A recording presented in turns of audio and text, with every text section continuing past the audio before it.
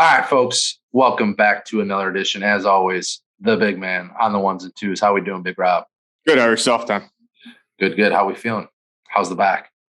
Good. I went to see a doctor today, and got a little treatment going, and starting to feel more like myself. I told her how I did and what happened, and my question was like, obviously, I'm worried about when I play again. Is it going to happen as easily?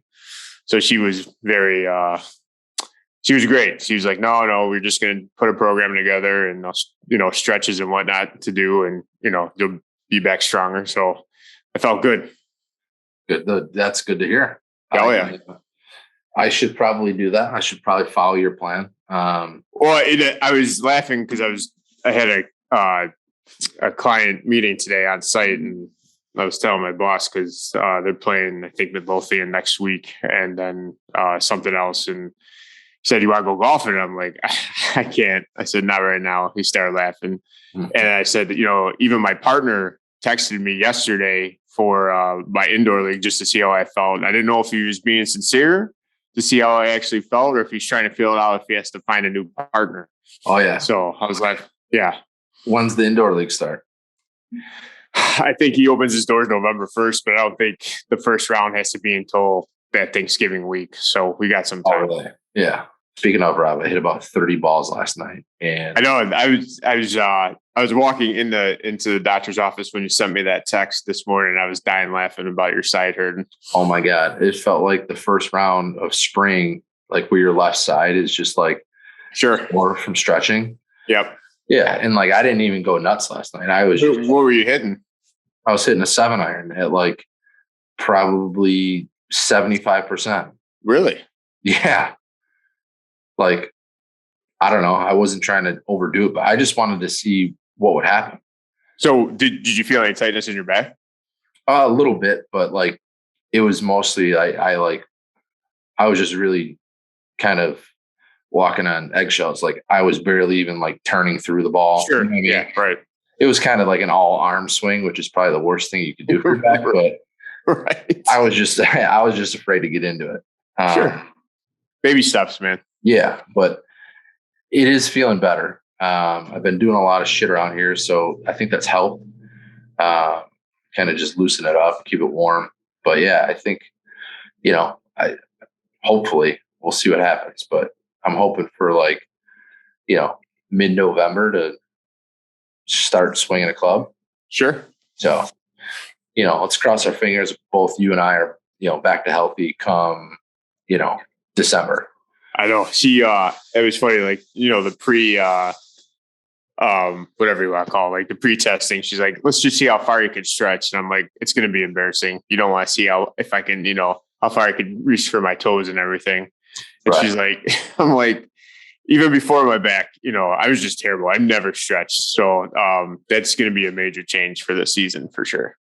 Oh yeah. Did you catch any of the CJ Cup?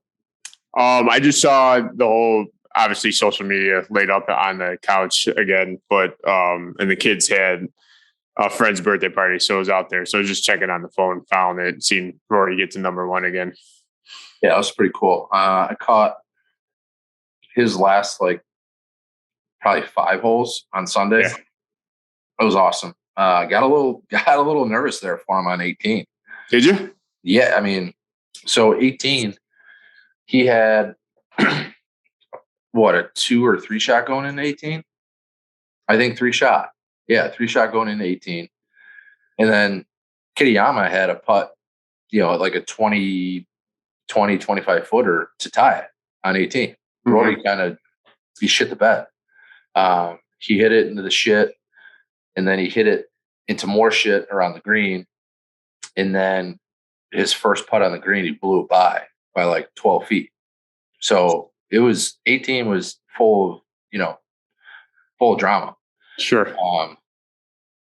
But yeah, I mean, he sealed the deal. It's pretty cool to see him back at, world number one. I still think, without the whole live situation, this past year for Rory probably would have never happened, to be honest. I think it fired him up. Oh, you're thinking, I got what you're saying. Let it fire in his ass. I got it. Yeah. No, I think so too. I love Rory too, and I think it's great to see him at number one. The course looked awesome. Yeah, course looked super nice. I heard it's finally going back. Last year, I think it was in Vegas. They moved it over here because of COVID, obviously. Right. Yep. I think the CJ Cup was in Vegas last year, and then this year is in South Carolina. But yeah, the course looked ridiculous. Yeah. Super nice. The PGA Tour it's better when Rory is playing well and winning. Sure. It's so much more fun to watch for whatever reason. I don't know if he just like lights a fire on everybody's ass, but it always seems like when he's playing well, the Rahms come out, the JTs come out, everybody's game just gets a little bit hyped, a little bit, it feels like, guys are actually going after each other, which I love to see. Mm-hmm. So good for Rory. I'm happy he's back. Today is Thursday, Rob, so the Bermuda is already underway. Yeah. Although, again, T has sent us picks. We're not going to be able to get those out. We are getting back to our normal schedule come Tuesday. Yep. So, the normal release will be out on Wednesdays. We apologize. Things have been a little crazy lately. But we look forward to getting back to the regular scheduled program, Rob. Yeah. And then get with T's picks because I do like following that for sure. Right. So we're going to jump in. Rob and I have had some time to meet. We discussed, the 2022 season, potential changes for 23. We went over a lot. I think we spent, quite a few hours on it, to be honest. Yeah. It was good though. We got a lot. No, I think everything we talked about is, as we always say, is going to benefit the next year. So the changes that are going to be made, I think, are going to make quite a few people happy. And I think it's going to make it a better playing field and more enjoyable. So I'm excited for 2023 already. Right. Yeah. And to be honest, and to be transparent, I don't know if we've ever dove this deep into like the feedback / potential changes before. We've always had like something that has come up during the season. Yeah. We'll side text each other and be like, yeah, we should probably talk about this at the end of the year. Sure, that happens. But I'm just saying, in terms of what we went over, the last week and a half, I mean, it's been pretty drawn out. Like there's a lot of shit. Yeah. I mean, if we're not evolving and not, putting more into it, then there's no point. Like we want to make this better. So we need to, improve. So we are. Right. So let's jump right in. And tonight we're solely going to be talking about kind of the scheduling, not necessarily the schedule, the scheduling. And then obviously, like we mentioned before, we're kind of going to draw this thing out over a course of however many episodes and slowly release, what we're changing. That way we can get, ink to paper and kind of confirm it before we end up, just spewing out false. We want to get the boys buzzing. Yeah. It's starting to get cold. I mean, even though it's supposed to be like 70 again, I think next week. Yeah. But eventually we're all going to be moved indoors golfing and, we're going to have to, scratch that itch and keep it going and get people still excited and keep people excited. So we just want people buzzing. We want to hear what you think. So this is what we're doing. Correct. So let's start with registration, Rob, and that is the deadline. There is going to be a deadline this year. I'm not sure why we went away from the deadline last year, but it was chaos. It just makes our life a little bit harder, and we've talked about it. We don't think it's necessarily worth it for the handful of guys that end up joining after the deadline. A deadline is a deadline for a reason, Rob. Especially when we open up registration, probably a month and a half, if not at least a month before. Right. Well, it's also too with some of the changes that we'll talk about down the road. We need to have a deadline. So correct. This is correct as well. But just in terms of an admin perspective, it makes things a lot easier for everybody, even LBK. In terms of our communication emails, our login emails, our welcome emails, all of that. Like, it's much more streamlined. And it's a lot easier. So it's a little thing, but there will be a deadline. So March 1st, I'm assuming we're probably going to open up registration, if not sooner, but March 1st probably. And then, April 8th will be the deadline. So something simple, but needed to happen. That's the first one off our list, Rob. And then we're going to go to a little bit, things get a little bit more exciting, Rob. So our typical standard schedule events for the year, obviously we have 12 events, 6 regular events, 4 majors, a playoff, and a championship. That is changing, Rob. We are doing 5 events, 4 majors, 2 playoffs, and 1 championship. And we're most likely going to put all of the majors in the odd events and have them every 2 weeks. So you would have 2 regular season openers back to back.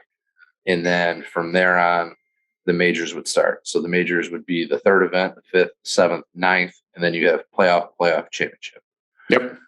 So we're looking forward to that. The reasoning behind it, there's a couple reasons. So it allows for things to be a little bit more manageable on championship day for Rob and I. It does kind of protect the field, Rob. Yeah, for sure. You get a guy, obviously, people get hot, Rob.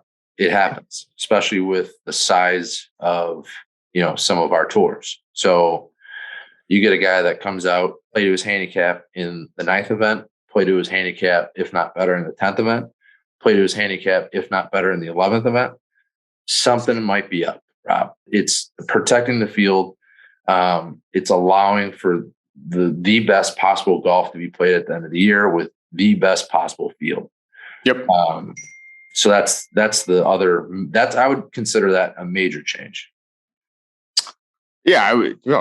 We're having 2 playoffs, so I would have to agree. I think the cool part is, think about that. The 9th event is a major, so more points, more at stake to shoot good at the last in a major to make it into the playoff.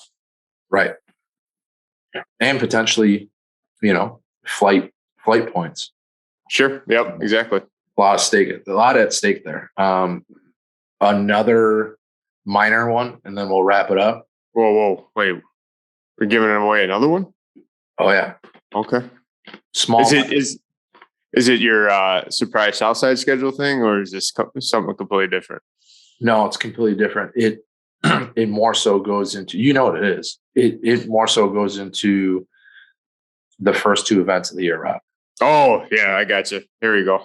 So obviously this was a big deal on Slack earlier in the year. Rob and I, this has gone from, we talked about this in year 1 because we wanted to do something for it. It's just way too hard. Unless everybody's on the same schedule, it just wouldn't work out. And now that we have Slack, we thought there was a way we'd still be able to shoot out a message for that. And we're talking about the first 2 events, and we're talking about essentially clean in place. So what we decided is the easiest thing to do is to just say the first 2 events and the first 2 events only are clean in place. Both clean in place. Yep. Because they are in April. So obviously, the weather in April is super dicey. We get asked all the time about it every year. It's probably the biggest thing that's brought up in the first 2 events. So we think by just solidifying first 2 events, lift clean in place, that's it. Everybody knows that's the rules for just those 2 events. And then we go back to, playing it down for the rest of the season. So I think a lot of people are going to be happy about that, Rob. Yeah. It does make sense. Well, I mean, it's just so soggy, and at that time of year, mud balls are a given when we're golfing. So correct. It was just very difficult to kind of do that prior to. because we are very unique and guys play on different days. So we couldn't just have lift, clean, and place on certain days. And you could argue, well, they do in PGA tournaments, but we also play over a 2-week period. So it was always hard to just throw it out there and then, not have somebody see it and then say, well, I played on this day, it was raining and I didn't know about that rule. So now there's just a lot that, we've talked about in the past that could come back and we didn't want to really deal with it. But now we think that it makes sense to just say the first 2 events, lift, clean, place. There you go, Rob. What are your initial thoughts? I'm excited about the schedule. I think the 2 playoffs is great. More people will get into the first playoff, right? Than usual. And it's cool because everybody has a fighting chance. And then, playoff and championship, like we always talk about, are different. That's a different animal, right? You're more nervous. It's more competitive. It's, you're really more focused on it. And that's what I enjoy about this, right? Is like getting those nerves back. Again, as I always say, it's awesome meeting new people. And I think throwing in an extra layer to protect the field is a great idea, right? So I don't know if I've been this fired up for a season since basically year 1. It's exciting. I mean, between now and when the season starts, it's going to be here before you know it. So absolutely. We're going to jump right into the top 3, Rob. Are you ready? Okay, I'm ready. With Halloween around the corner, I want to know your top 3 Halloween movies. As far as like Halloweens and whatever, Freddy Krueger, all that shit, I'm not into it. I don't. Fuck that. No, thank you. You don't like to live, huh? Huh? You don't like to live, huh? Live on the edge? No. Give me no. So top 3 Halloween movies. Like I know my number 1, and it's my favorite movie of all time, anyways. But what? You just said fuck Halloween, but a Halloween movie is your number 1 Halloween movie of all time? Right. When I tell you, you'll know why. You'll figure out why. But when I say it is 3. Okay. I mean, do you consider Ghostbusters a Halloween movie? Sure.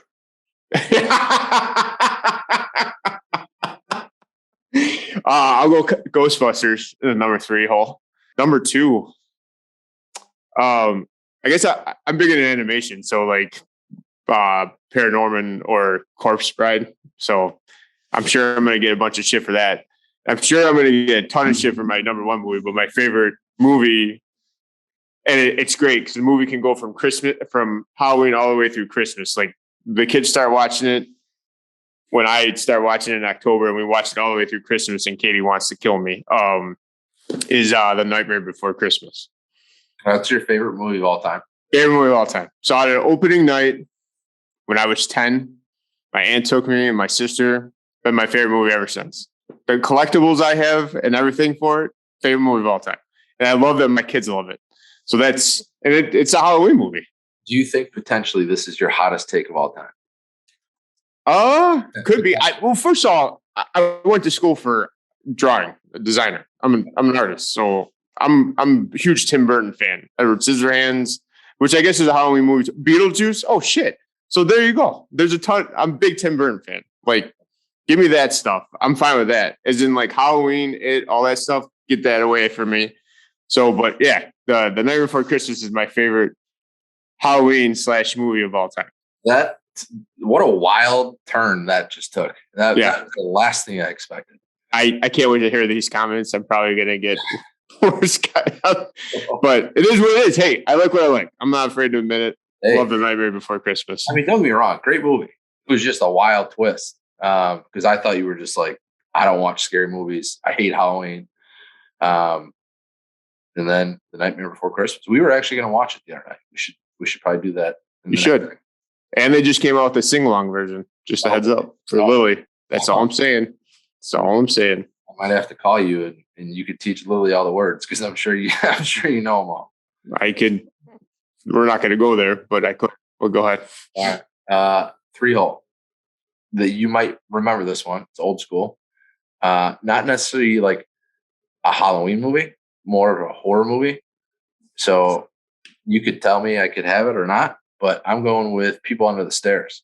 Oh God, I hated that shit. I remember seeing that trailer What a great when movie. I was a kid. Oh, I've never seen it, but I remember. Oh, Phenomenal movie. my dad was such a Stephen King fan, and like, oh, dude, oh, great movie. Number 2 is kind of just like a whatever because it was more funny than scary, but Scary Movie. Come on, get out of here. The Scary Movie was awesome.